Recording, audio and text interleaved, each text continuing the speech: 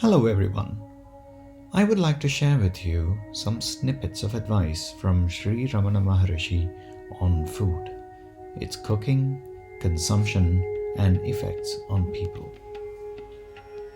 Ramana Maharishi would use such ingredients to prepare food which normal cooks would not even dream of as edible.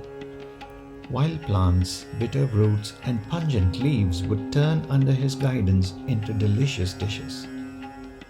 He would say, "A thing well done and with sincerity, devotion, and love has its own reward. It is the cooking that matters, not the cook or the one who eats it." He also used to say, "You must cover your vegetables when you cook them. Only then will they retain their flavor and will be fit for consumption. It is the same with your mind. You must put a lid over it and let it simmer quietly. Then only does a man become food fit to eat for God Himself."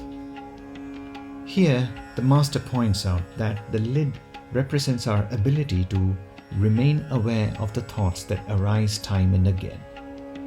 Seeking that I, which forms the fundamental root of self-inquiry, itself does not literally imply a search for where is my I.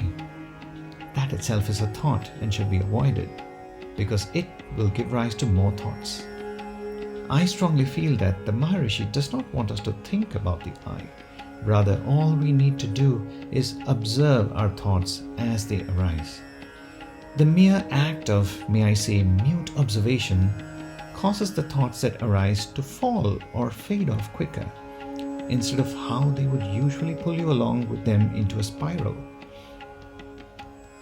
With practice, either lesser thoughts will arise or thoughts will drop off quicker, and you get to stay longer and longer in those states of mute observation, and eventually that state will become more permanent. On another occasion, the Maharishi had this advice.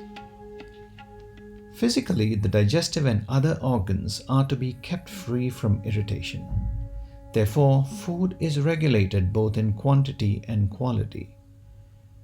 Non-irritants are preferably eaten, avoiding chilies, excess of salt, onions, wine, opium, etc. What we need to derive from this statement is that we need to avoid all foods that affect the normal functioning of our digestive system. I, for one, have felt that certain foods take longer to digest or end up requiring the production of more acid in our stomach just to aid the digestive process. Some others produce unnecessary harmful toxins in the body that get reflected either in the short term as pain or inflammatory responses. The rest have a much longer term effect involving silent but potentially dangerous consequences leading to hospitalization or taking medications for life due to an irreversible situation that we have ended up in. In the following extract from the work Who Am I?, Sri Ramana Maharishi goes on to talk about sattvic food.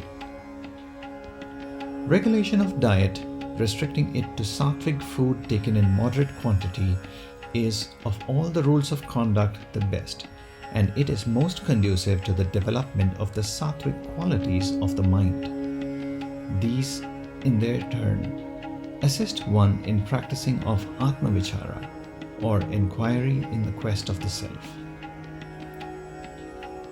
My own understanding of sattvic food is that it has a reduced effect on our nervous system, and in turn our sensory system that is responsible for absorbing information from the outside world. Non-sattvic foods affect our mental ability to stay alert or disturb the mind's potential to remain aware, which is in no way conducive to our efforts behind self-inquiry or meditation of any form for that matter. Sri Ramana Maharishi also had the following advice on fasting. Once, a visitor to the ashram questioned the Maharishi, "Can fasting help towards realization?" To which the Maharishi responded, "Yes, but it is only a temporary help. It is mental fasting that is a real aid.